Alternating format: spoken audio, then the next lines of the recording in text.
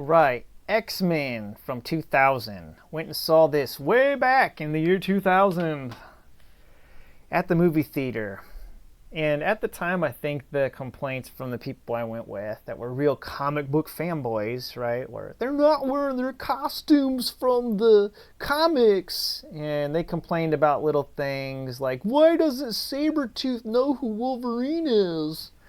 And they got mad that Rogue didn't have her powers and whatnot. She can't fly. Well, that's because she absorbed those powers from Miss Marvel. Her power of flight and everything. But I'm getting off on a side tangent. Let's just talk about this. I've always liked the X-Men more than, say, the Avengers or, some of these other superhero teams, quote-unquote superhero teams, because the subject matter seems more grounded.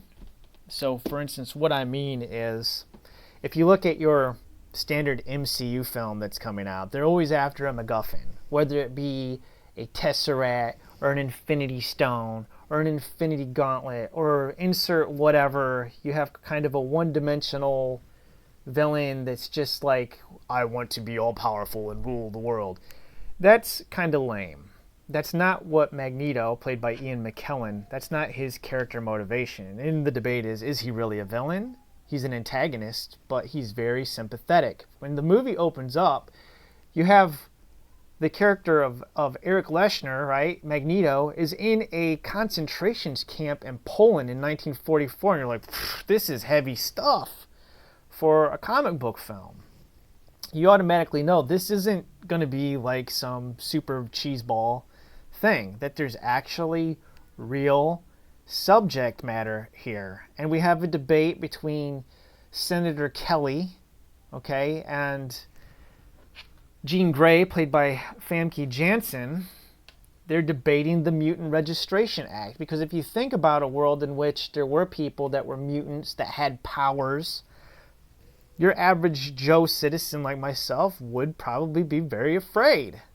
That there's people out there that could shoot lasers out of their eyes or cause, storms with, strike people with lightning and whatnot at will. This would be a very real threat. And this movie deals with that. Now, what it does is it sets up the world that these characters are in. It's a setup film.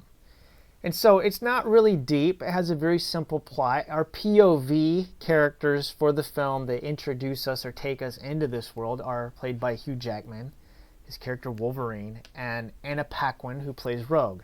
And we get introduced to Cyclops, played by James Marsden, Famke Janssen's Jean Grey, Halle Berry is Storm. We get introduced to Charles Xavier, played brilliantly by Patrick Stewart. And then the chief antagonist, Magneto, played by the wonderful Ian McKellen. Now, from an action standpoint, these movies are not really featuring the greatest action.